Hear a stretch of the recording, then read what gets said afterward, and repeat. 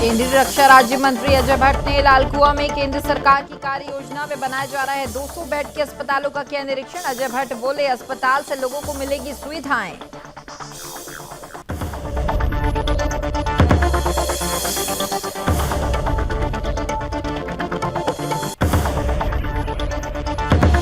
भूकंप के झटके से हिली देवभूमि। देवभूमि में महसूस किए गए भूकंप के झटके। 3 घंटे में 2 बार तेज झटके। घरों से बाहर निकलकर लोगों ने बचाई अपनी जानें।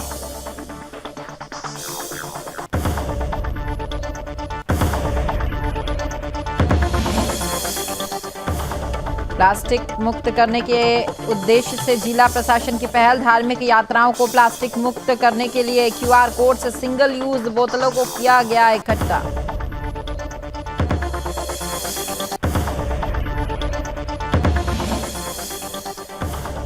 आगामी चारधाम यात्रा को लेकर डीएम ने चारधाम यात्रा पड़ाव पर सफाई व्यवस्था का किया निरीक्षण। डीएम ने निर्माण कार्यों को पूरा करने के दिए जरूरी आवश्यक दिशा निर्देश।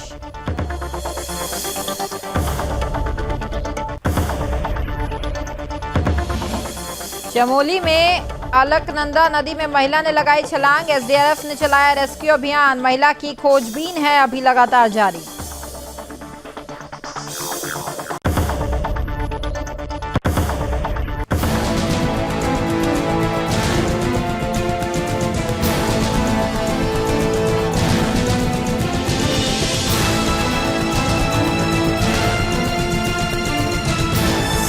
आप देख रहे हैं सुदर्शन न्यूज। नमस्कार, उत्तराखंड विशेष देख रहे हैं आप और मैं हूं आपके साथ स्मारिका ठाकरे। बुलेटिन की शुरुआत करेंगे। केंद्रीय रक्षा और पर्यटन राज्य मंत्री अजय भट्ट ने शनिवार को नैनीताल जिले के लालकुआ विधानसभा वो पहुंचे और जहां लोगों ने जो है पर्यटन राज्य मंत्री अजय भट्ट का जोरदार स्वागत किया। इस दौरान अजय भट्ट ने केंद्र सरकार की कार्य योजना से बनाए जा रहे 200 बेड के अस्पतालों का निरीक्षण भी किया और इस दौरान केंद्रीय मंत्री अजय भट्ट ने लालकुआ विधानसभा के मोतीनगर में स्थित 200 बेड के अस्पतालों के साथ ही हल्दचौड़ में बनाए जा रहे 50 बेड के अस्पताल का निरीक्षण किया है। इस दौरान उन्होंने कहा कि केंद्र सरकार की कार्य योजना से बनाए जा रहे इन अस्पतालों से क्षेत्र के लोगों को अत्यधिक सहायता जो है वो मिल पाएगी और साथ ही सरकार के द्वारा चलाई जा रही सभी योजना जनता के लिए लाभदायक सिद्ध हो रही है। ये बात कही है उन्होंने और मंत्री अजय भट्ट ने आगे कहा कि हर जगह पर बहुत तेजी से कार्य हो रहा है। लालकुआ विधानसभा में मल्टी स्पेशल हॉस्पिटल का निर्माण भी किया जा रहा है जिसमें 200 मरीज की सुविधा के लिए यह अस्पताल जो है वो बनाया जा रहा है। पूरी लालकुआ विधानसभा के लिए वरदान सिद्ध होने वाला है। इस अस्पताल के निर्माण के लिए 50 करोड़ रुपए अलग से दिए जा रहे हैं और जल्द ही इस अस्पताल का कार्य पूरा कर लिया जाएगा। उन्होंने बात सुनिश्चित की और इसमें कई एम्बुलेंस, कई नर्सेज, डॉक्टर, स्टाफ भी होने वाले हैं। इतना ही नहीं, उन्होंने ये भी कहा कि एक बहुत बड़ा प्रोजेक्ट है जो केंद्र सरकार के द्वारा जनता के हित के लिए लालकुआ विधानसभा की जनता की सुविधाओं के लिए दिया जा रहा है। तो वहीं जिस गति से अस्पतालों के कार्य का कार्य है वो चल रहा है उससे पता चलता है कि अस्पताल 2024 तक बनकर पूरी तरह से तैयार हो जाएगा। सामने देखिए जरा। ठीक है, ओके। अंकल जी इधर आ जाइए। अंकल जी थोड़ा सा। जिस गति से ये बन रहा है मुझे पूर्ण उम्मीद है कि ये समय से पहले पूर्ण हो जाएगा। इसकी क्वालिटी खराब नहीं होनी चाहिए। बार बार इतने बड़े प्रोजेक्ट नहीं आते हैं और इंटीरियर में इतना बड़ा प्रोजेक्ट आ रहा है। ऐसा प्रोजेक्ट यहाँ पर हमारे और कहीं, इसके लिए 50 करोड़ एक्स्ट्रा अलग से भी आ रहा है और जो यहाँ पर स्टाफ आएगा लगभग 70 से 80 डॉक्टर आएंगे, 100 से 120 नर्स। तो वहीं देवभूमि उत्तराखंड में उस समय हड़कंप मच गया जब उत्तराखंड में देर शाम भूकंप के झटकों से धरती कांप उठी। रात करीब 8 बजे भी प्रदेश के ज्यादातर क्षेत्रों में भूकंप के झटके महसूस किए गए हैं। अपने को बचाने के लिए लोग जो है वो घरों से बाहर निकालकर अपनी जान बचाते हुए नजर आए, लेकिन उत्तराखंड में भी जो भूकंप के झटके थे वो काफी तेज रहे। 4 दिन के भीतर ये 5 रेक्टर स्केल पर जो है तीव्रता से दूसरा भूकंप है। और इसके अलावा अगर बात करें तो शनिवार की शाम को पौड़ी में 3.4 की तीव्रता का भूकंप भी दर्ज किया गया। दरअसल शनिवार देर शाम उत्तराखंड के पिथौरागढ़ से देहरादून तक ज्यादातर क्षेत्रों में भूकंप के तेज झटके महसूस किए गए और इसके अलावा भूकंप की गहराई 10 किलोमीटर दर्ज की गई है। तो कुल मिलाकर आपको बताया कि देवभूमि में जो भूकंप का झटका था वो बहुत तेजी से आया और इस बार ये दूसरा भूकंप का झटका रहा। जो घर से जो लोग थे उन्होंने घर से बाहर निकलकर अपनी जानें बचाई है। आपको बताया कि भूकंप का जो मुख्य केंद्र रहा वो इस बार नेपाल रहा है, लेकिन भारत के भी ऐसे कई राज्य थे जो इससे प्रभावित हुए हैं।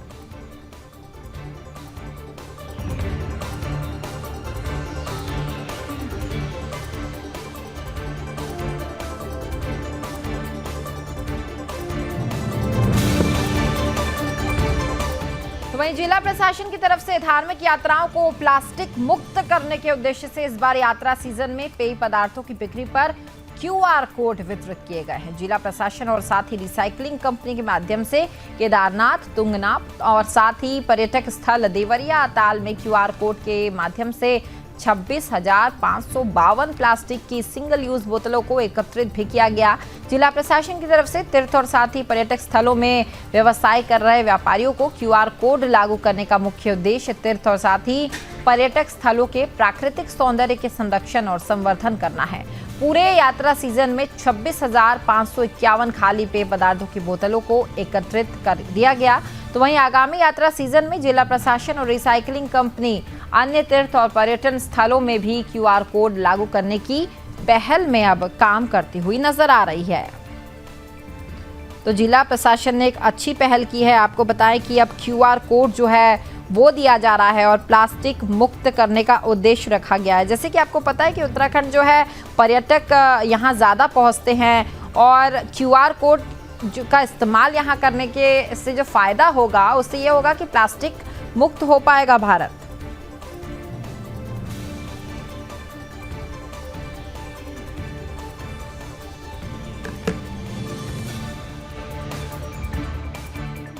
इसी कारण जो वेस्ट जनरेट होता है जिसमें प्लास्टिक है, नॉन प्लास्टिक आइटम्स भी हैं, जैसे वाटर बॉटल्स हो गए या फिर जो ईटेबल्स के रैपर्स हो गए आदि को कलेक्ट करने के लिए हमने एक नया पायलट शुरू किया था, जिसमें जो भी व्यक्ति बॉटल ख़रीदता है उसको एक सर्टेन चार्ज उस पर देना होता है और उसके बाद अगर वो व्यक्ति उस बॉटल को या उस भी आइटम को वापस रिटर्न कर दे आफ्टर यूज़ तो उसको वो एक्स्ट्रा चार्ज वापस कर दिया जाता है। ये हमने रिसाइकिल संस्था के साथ इसको पायलट किया था इस यात्रा में और इस पायलट प्रोजेक्ट की सफलता के बाद अब इसको हम पूरी यात्रा रूट पे लागू करने जा रहे हैं, जिससे निश्चित तौर पे जो भी नॉन बायोडिग्रेडेबल या बायोडिग्रेडेबल वेस्ट कलेक्ट होगा उसको साइंटिफिकली हम लोग कलेक्ट कर पाएंगे and further segregate and recycle कर पाएंगे।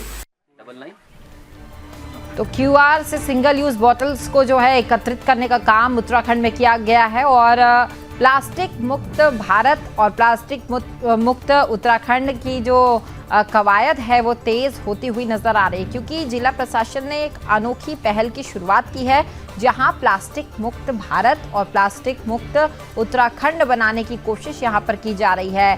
सिंगल यूज बोतलों को एकत्रित करने का काम यहां पर किया जा रहा है। अब तक जो है ये आंकड़ा काफ़ी बड़ा हो चुका है। जिस तरीके से यहाँ पर्यटक आते हैं और आपको बताया कि पर्यटक आने के कारण यहाँ बॉटल्स का जो यूज़ है वो ज़्यादा होता है। ज़्यादातर लोग जो है वो बॉटल से ही पानी पीते हैं और तमाम तरह की जो पेय पदार्थ होते हैं जैसे सॉफ्ट ड्रिंक्स होती है वो भी हर जगह बिकती है। इस कारण से बड़ी तादाद में यहाँ प्लास्टिक का उपयोग होता है और इसे एकत्रित करने का काम अब पर्यटन क्षेत्र यानी कि देवभूमि में किया जा रहा है। जिला प्रशासन की अनूठी पहल यहाँ पर देखने को मिल रही है।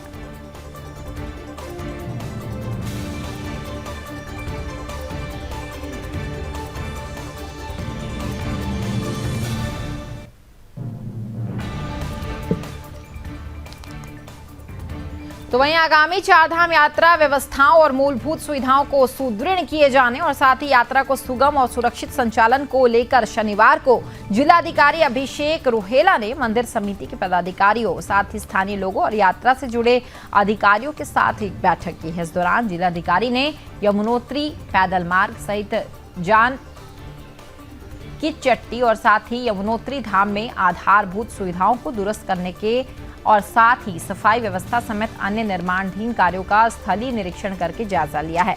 इस दौरान जिलाधिकारी ने यमुनोत्री धाम में समस्त निर्माण कार्यों को 15 दिसंबर तक युद्ध स्तर पर पूरा करने के निर्देश जो है वो संस्थानों को दे दिए हैं और साथ ही जिलाधिकारी ने जान की चिट्टी से यमुनोत्री धाम तक पैदल मार्ग को सुगम और सुरक्षित बनाने के निर्देश भी ईई लोनीवी को दिए हैं। आपको बताएं कि उन्होंने भैरव मंदिर से आगे पैदल मार्ग पर पहाड़ से आ रहे प्राकृतिक झरने के पास शेल्टर निर्माण करने के निर्देश भी दिए हैं ताकि यात्रा के दौरान यात्रियों को आवागमन में कोई भी असुविधा ना हो। और इतना ही नहीं, जिलाधिकारी की अगर बात करें तो जिलाधिकारी ने यमुनोत्री पैदल मार्ग के 9 कैंची के पास पेड़ से क्षतिग्रस्त 3 शेड और साथ ही विद्युत पोल को सुदृढ़ करने और पेड़ को हटाने के निर्देश अब दे दिए हैं।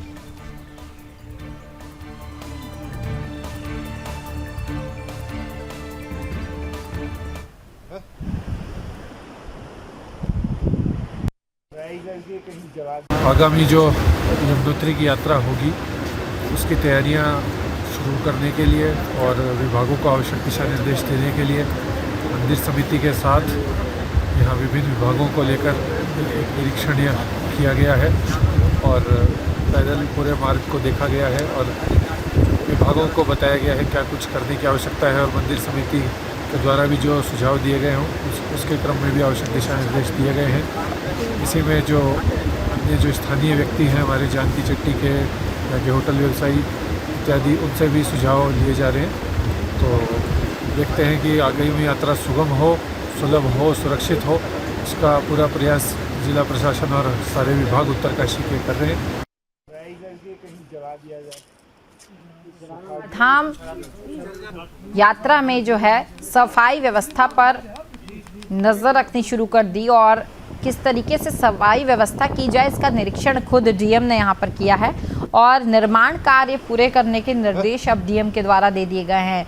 जो चारधाम यात्रा है उसके आसपास किस तरीके की सुरक्षा व्यवस्था हो इसका भी जो है पूरा ख्याल रखा जा रहा है और लगातार जो है आगामी चारधाम यात्रा को लेकर भी अब तैयारियां शुरू हो गई है। किस तरीके से लोग जो है आपको पता है कि भारी संख्या में यहाँ पर पहुँचते हैं चारधाम यात्रा के लिए। उत्तराखंड दूर दराज से लोग आते हैं, अलग अलग राज्यों से यहाँ लोग आते हैं। इस कारण से जो है उत्तरकाशी और उत्तराखंड में डीएम ने अब साफ सफाई व्यवस्था रखने के निर्देश दे दिए हैं। वो खुद निरीक्षण करने के लिए वो यहाँ पर पहुंचे थे।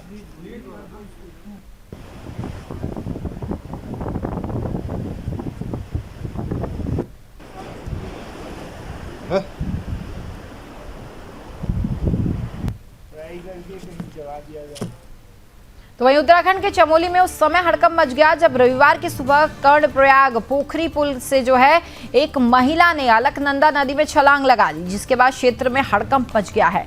तो वहीं घटनास्थल पर मौजूद पुलिस और साथ ही एसडीआरएफ की टीम ने अलकनंदा नदी में रेस्क्यू अभियान शुरू कर दिया और महिला कर्णप्रयाग तहसील के कोलसो बगोली की बताई जा रही है। फिलहाल महिला ने नदी में क्यों छलांग लगाई है इसका अब तक कुछ पता नहीं चल पाया है। फिलहाल अब इस पूरे मामले में महिला की खोजबीन अभी जारी है।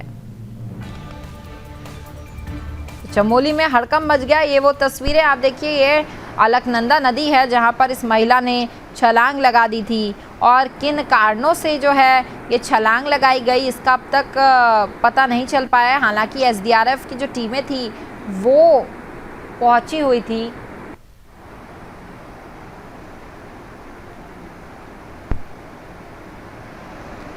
और आप देखिए तस्वीरें जहां महिला ने इस नदी में छलांग लगा दी। हालांकि रेस्क्यू अभियान चलाया गया और अब कारणों का पता लगाए जाने की कोशिश भी यहां पर की जा रही है कि क्यों महिला ने छलांग लगाई थी।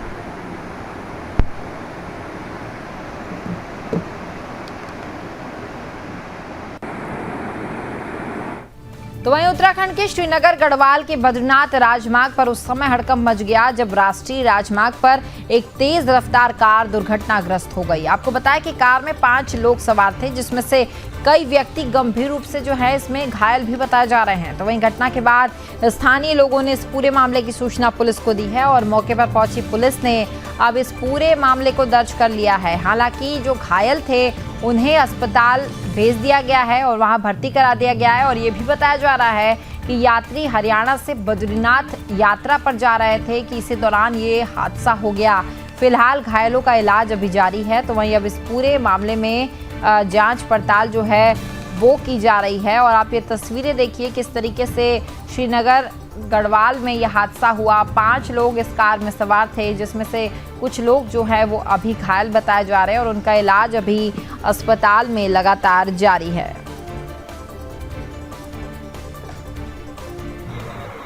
बद्रीनाथ के लिए निकले थे। आज 4:30 बजे यहाँ पे हमारे साथ एक दुर्घटना हुई। एक पत्थर गाड़ी के नीचे आने के कारण हमारी गाड़ी अनबैलेंस हो गई और पहाड़ी में जाके लगी और गाड़ी पलट गई। इस टाइम हम 5 ठीक ठाक हैं, हमें कोई चोट नहीं है। प्रशासन ने हमारी अच्छी तरह से सहायता की। क्या यहाँ पे 108 वगैरह आ गई थी? हाँ, आ गई थी, तुरंत आ गई थी। वो हमें ले गई थी हॉस्पिटल में, उन्होंने ट्रीटमेंट करवाया है। हमारे बंदे जो भी थे वो ठीक हैं। अब वो लोग कहाँ हैं? वो लोग जल्दी है वहाँ से सर, जो एम्बुलेंस में लेके वापस आ रहे हैं। कहाँ ले गए उनको? वो हमारे पास आ रहे, वो कीर्ति नगर हॉस्पिटल में ले गए थे। हॉस्पिटल ले गए थे, ट्रीटमेंट किया? ट्रीटमेंट हो गया उनका, वो ठीक है बिल्कुल। अब वो वापस आ रहे हैं। कितने लोग सवार थे इसमें? 5 लोग सवार थे। पुलिस आई यहाँ पे? हाँ जी, आए थे सर। क्या पटवारी जी आए थे। अच्छा, आए थे पटवारी जी। क्या नाम आपका? विवेक कुमार। तो ये वो जगह है जहां हादसा हुआ और बद्रीनाथ राजमार्ग में हड़कंप मच गया।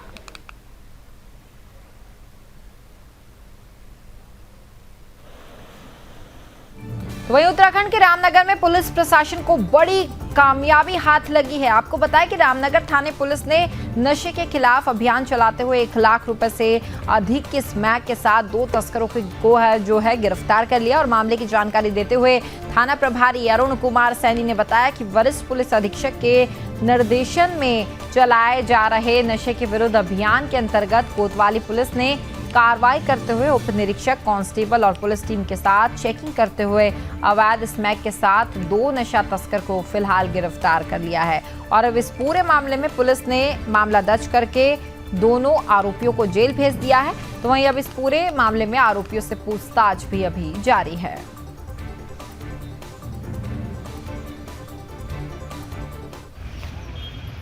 देखिए, नशे के विरुद्ध उच्च अधिकारी के निर्देशन पर एसएसपी नैनीताल के आदेशानुसार हमारे द्वारा लगातार कार्रवाई की जा रही है। इसी क्रम में आज थाना रामनगर पुलिस द्वारा 2 अभियुक्तों को, विशाल जोशी और रईस को, कुल 13.3 ग्राम स्मैक के साथ हमारे द्वारा गिरफ्तार कर जेल भेजा रहा है। तो रामनगर का ये पूरा मामला है जहां आरोपियों से फिलहाल अभी पूछताछ जारी है। और आपको ये बताएं कि पुलिस प्रशासन को इस दौरान एक बड़ी कामयाबी हाथ लगी है और अवैध स्मैक के साथ 2 तस्कर को यहां गिरफ्तार किया गया है। आपको जैसे कि हमने लगातार अभी 2 दिन से हम आपको बता रहे हैं किस तरीके से उत्तराखंड में नशा जिहाद निकलकर सामने आया है। और अब इस पूरे मामले में आप देखिए, उत्तराखंड की अगर रामनगर की बात करें तो रामनगर में भी 2 तस्करों को गिरफ्तार किया गया है। ये भी जो है स्मैक बेचने का काम किया करते थे और पुलिस प्रशासन को बड़ी कामयाबी हाथ लगी है। हालांकि आपको बताया कि उत्तराखंड में जो है हर जिले में अब नशा जिहाद के विरुद्ध कार्रवाई जो है वो अभी लगातार जारी है। और एक बार फिर से अगर रामनगर की बात करें तो रामनगर में भी पुलिस प्रशासन जो है बिल्कुल सतर्क नजर आ रही है। क्योंकि आपको याद होगा कि कुछ दिन पहले हमने आपको ये भी बताया था कि किस तरीके से युवा जो है लगातार नशे की गिरफ्त में आते जा रहे हैं और लगातार युवा भी नशे के कारोबार में संलिप्त होते हुए नजर आ रहे हैं। तो फिलहाल अगर बात करें रामनगर की तो रामनगर में पुलिस ने 2 आरोपियों को पकड़ा जो स्मैक बेचने का काम किया करते थे। अब इस पूरे मामले में आरोपियों से पूछताछ जारी है और अब देखने वाली बात होगी कि उत्तराखंड से और कौन से जिले हैं जहां से इस तरीके के जो तस्कर है वो निकलकर सामने आते हैं। क्योंकि जो है जिहादी तस्कर यहां ज़्यादा सक्रिय नज़र आ रहे हैं जो पहाड़ों में जो है नशीले पदार्थ जैसे कि गांजा और अन्य जो सामग्री है वो बेचने का काम किया करते हैं और उन्हें जो पकड़ने की कवायद है वो यहाँ तेज़ हो गई है। उत्तराखंड पुलिस सख्त नज़र आ रही है। और हालांकि अगर बात करें उत्तराखंड के मुख्यमंत्री की तो उत्तराखंड के मुख्यमंत्री पुष्कर सिंह धामी ने साफ तौर पर कह दिया कि साल 2025 तक नशा मुक्त उत्तराखंड हमें बनाना है और इसे लेकर तैयारियां तेज़ है और लगातार पुलिस प्रशासन भी अब सख्त नज़र आ रहा है।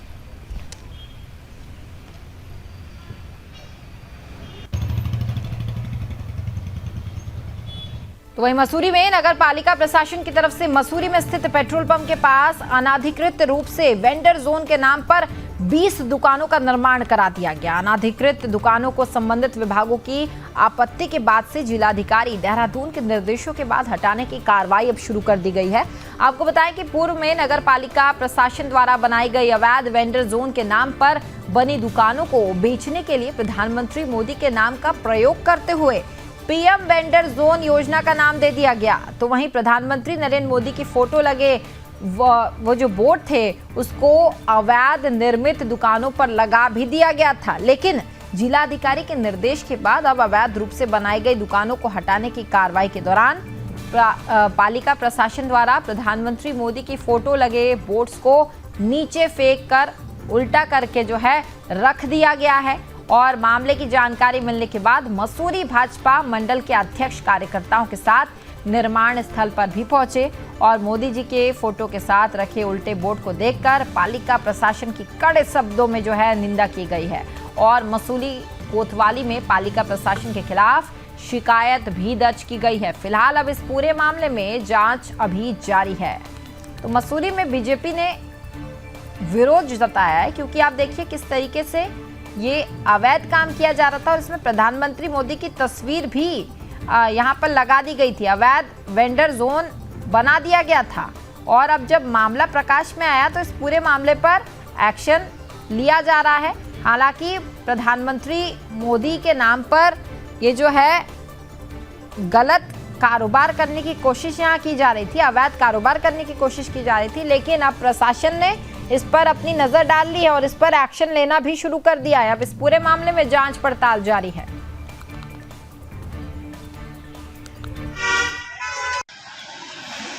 देखिए, सबसे पहली बात तो ये है कि जो वहाँ पर स्ट्रीट वेंडर जोन जो बनाया जा रहा था, जो अवैध था, उस पर प्रधानमंत्री का बोर्ड लगाना ही पहले ही गलत था, लेकिन उसके बाद भी आपने लगाया और आपने उसको हटाया। तो हटाने के बाद आपको उसको कहीं ना कहीं सम्मानजनक और कहीं सुरक्षित स्थान पर रखना चाहिए था। वहाँ पर देखा गया कि बोर्ड जो है उल्टा है और प्रधानमंत्री की फोटो उल्टी है। ये खाली एक यशस्वी प्रधानमंत्री जी का अपमान नहीं है, ये देश का अपमान है, ये 125 करोड़ जनता का अपमान है, ये भारत देश का अपमान है। इसलिए मैं मांग करता हूँ कि जो भी इसमें दोषी हैं उनमें जो है कठोर से कठोर कार्रवाई। तो अवैध वेंडर जोन बनाने पर जो है यहाँ विरोध जताया गया है। तो चलिए खबरों में आगे बढ़ेंगे, बात करेंगे उधम सिंह नगर की। उधम सिंह नगर में फायरिंग की घटनाएं अब आम होती चल रही है। ताजा मामला रुद्रपुर के खेड़ा का निकलकर सामने आया, जहां उस समय हड़कंप मच गया जब दो गुटों में विवाद हो गया। विवाद इतना बढ़ गया कि तमंचे भी निकल गए। तो वहीं इस पूरे विवाद में एक पक्ष ने दूसरे पक्ष पर गोली चलाकर जो है फरार हो गया। तो वहीं इस विवाद में एक युवक को गोली लगी है, जिससे युवक घायल हो गया है और आनन फानन में घायल युवक को जिला अस्पताल में भर्ती करा दिया गया है, जहां युवक का इलाज अभी फिलहाल जारी है। फिलहाल पुलिस ने मामले को दर्ज कर लिया है। तो वहीं अब मामले की जांच में पुलिस भी अब जुड़ गई है।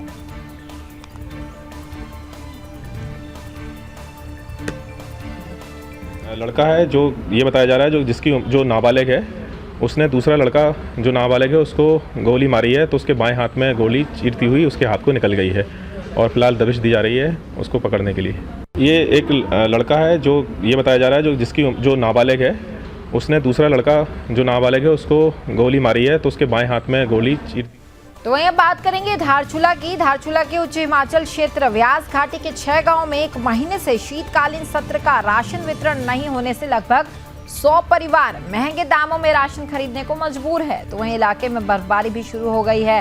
दरअसल खाद्य विभाग द्वारा राशन वितरण नहीं होने और बर्फबारी के कारण सड़क बंद होने के बाद ग्रामीणों में राशन का संकट निकलकर सामने आया है। गुंजी गांव की सरपंच लक्ष्मी गुंजियाल ने बताया कि व्यास घाटी के 7 गांव के लगभग 100 परिवार पूरे 12 महीने गांव में ही रहते हैं और बाकी परिवार निचली घाटी को वापस लौट जाते हैं। 6 गांव के लोग अभी सड़क निर्माण कार्य में मजदूरी करने और अपने मवेशियों के लिए 12 महीने गांव में रहते हैं, लेकिन खाद्य विभाग के द्वारा राशन वितरण नहीं किए जाने से राशन का संकट यहां पैदा हो गया है। आपको बताएं कि नवंबर माह की अगर बात करें तो नवंबर माह में व्यास घाटी में बर्फबारी शुरू हो जाती है, जिसके कारण सड़क बंद होने से वाहनों की आवाजाही भी यहां पूरी तरह से बंद हो जाती है। 1 महीने से स्थानीय खाद्य निरीक्षक और सेल्समैन से राशन देने की मांग करने के बाद अब तक राशन वितरण यहां नहीं किया गया, जिसके चलते लोगों को महंगे दामों में राशन दुकानों से लेना पड़ रहा है। तो वहीं एसडीएम ने ये बताया कि व्यास घाटी के 6 गांव में विंटर का राशन वितरण नहीं किए जाने की सूचना यहाँ मिली, जिसके बाद डीएसओ और एफजीआई को 1 सप्ताह में राशन वितरण करने के निर्देश यहाँ पर दिए गए हैं। देखिए आपके पहाड़ों की ज़िंदगी कितनी मुश्किल है, आप इस खबर से अंदाज़ा लगा सकते हैं, क्योंकि ये हम आपको पिथौरागढ़ धारचूला की तस्वीर दिखा रहे हैं, जहाँ जो ग्रामीण हैं उन्हें राशन सिर्फ इसलिए नहीं मिल पाया क्योंकि यहाँ बर्फबारी इतनी तेज़ हो रही थी, और बर्फबारी होने के कारण भी जो है ये लोग वहाँ नहीं पहुँच पाए। हालांकि जो है अब सरकार की तरफ से इन्हें राशन वितरण किया जाएगा, क्योंकि डीएफओ और एफआईजी के 1 सप्ताह में राशन वितरण करने के निर्देश यहाँ पर दिए गए हैं।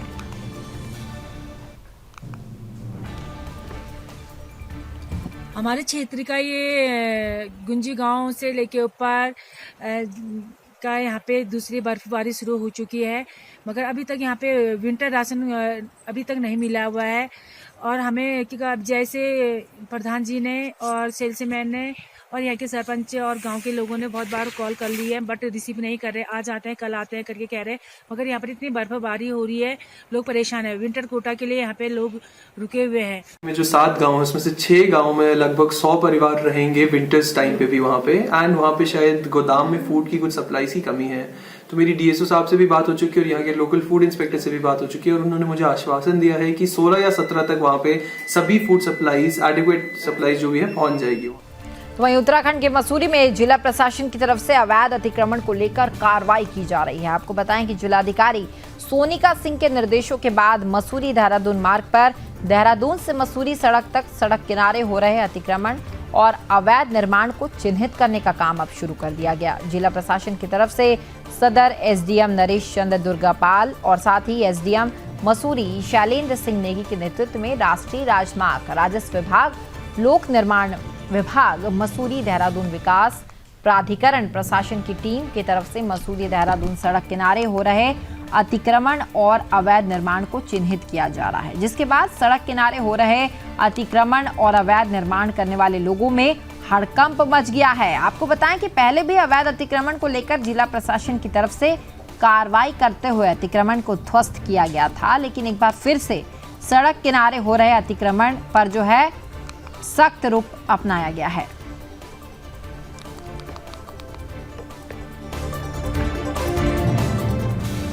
तो फिलहाल उत्तराखंड विशेष में इतना ही, लेकिन सुदर्शन न्यूज में खबरों का सिलसिला लगातार जारी रहेगा। जय हिंद।